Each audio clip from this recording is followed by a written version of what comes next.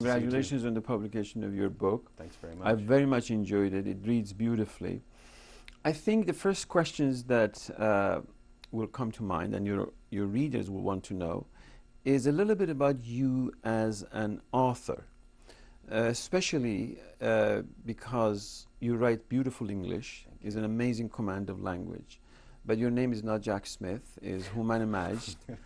So your audience would certainly want to know a little bit more about you. So tell us. No, absolutely. I was born in Iran, obviously, with a name like Hooman Majd, and I left when I was very, very young with my family. My father was a diplomat. Where in Iran? In Tehran. I was born in Tehran, but I left before I was a year old, so as an infant. And then we moved around the world, and I ended up going to America. What did your parents do? My father was a diplomat under the Shah's regime, a career diplomat. He had entered the foreign ministry and was assigned, because he spoke English and French at the time, mostly to either Francophone or English-speaking countries, and so was North Africa, India, San Francisco, when we had a consulate there. Went to American schools, and everywhere we went around the world, I continued going to American schools.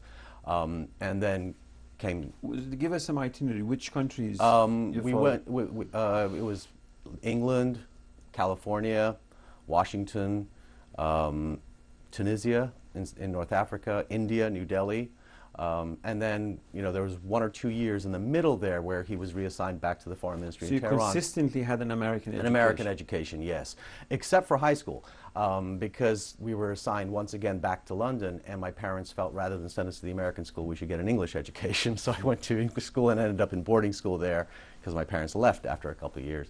And so I finished my schooling in England, then came back to America. At that point, my father was at the Iranian embassy in Washington, and then the revolution happened. At that point, my father was ambassador to Japan under the Shah. He was recalled, as all the ambassadors were after the revolution, and I made a choice to stay in America. I felt at that point that... then where and how, Hooman, you got your sense of belonging? First of all, did you have formal education in Persian at all? No, and I regret that. My mother tried very hard to get us to learn how to read and write Farsi, and we rebelled, my brother and I, and that's one of my regrets. So I'm self-taught, and I can read newspapers. If I'm in Iran for a lengthy period of time, I get better. I can read all the street signs, I can read the newspapers. When I'm away and I'm home here, having not had much practice, it gets more difficult for me. So I do regret obviously, that. as a career diplomat for your father, you were familiar with Iranian politics, history, culture, etc. But in terms of your own connection to Iran after the revolution, you were a teenager by then, probably. Well, I was I was 20 years old, or 22 How did that evolve? Well, it was funny because when I was in boarding school at the time, back in the 70s, 60s, and 70s, living abroad as an Iranian, there were very few Iranians living abroad. In fact, my father tells me when they were in San Francisco in the late 50s and early 60s, there were maybe 3 or 4 Iranians, usually students at Berkeley and at various universities. So there wasn't very much for them to do at the consulate in California. But it was funny, toward the middle and end of the 70s, there was a big Iranian influx of students, particularly, to the United States. And I met a lot of them in college, and I was fascinated by them. I didn't have a lot of experience growing up with Iranian friends because I'd gone to American schools in Tunisia. There was no other Iranians at that point. And I was drawn to them. I found it a very, and I hate to use the word exotic, but I suppose in my youth I did. Then don't. Okay, I won't, because I don't really think it's exotic, but with a very American upbringing, even though understanding, I thought at the time, understanding Iran through my parents and my family, I really didn't understand Iran and Iranians, and that was an education for me. And I met all kinds, and being the late 70s and being a certain amount of turmoil in Iran. There were the beginnings of unrest in Iran. Well, certainly in '78 there was, but even earlier there had been, you had the Confederation of Iranian Students here. And I, being a very curious, kind of naive Iranian American, kind of made friends with all these people. I had friends whose fathers were, generals in the Shah's army, and who despised anybody who didn't, to stand with the Shah 100%. And then I had friends who were communists. I had friends who were, Islamic students. I tried not to get too deeply involved cognizant of the fact that it might affect my father and his career.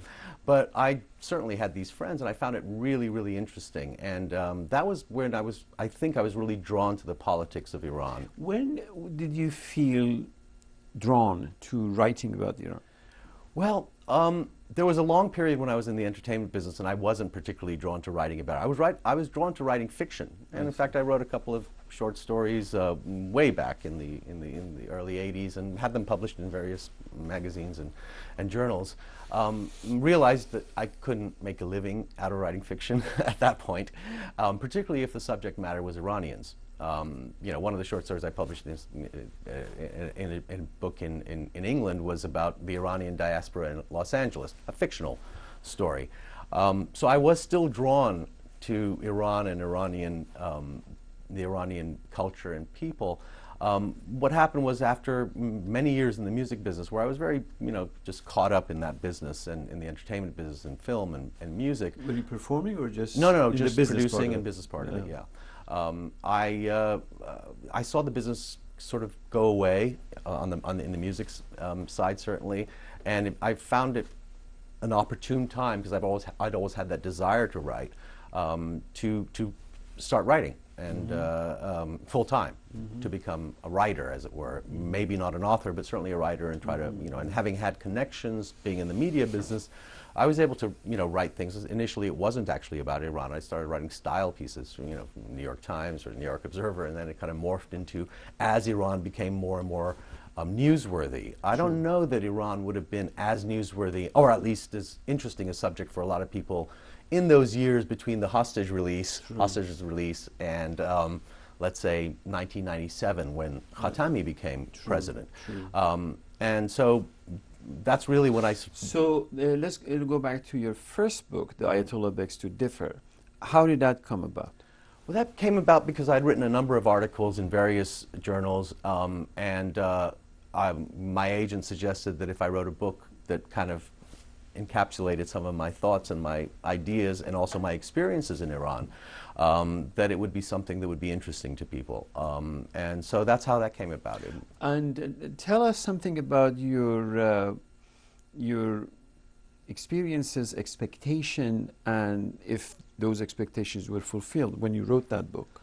Yes, I think my expectations were, in that it became, fortuitously for me, a popular book among many people. I got many emails from people, and it was well received, not just by critics, but also by ordinary people. It was published in 2008.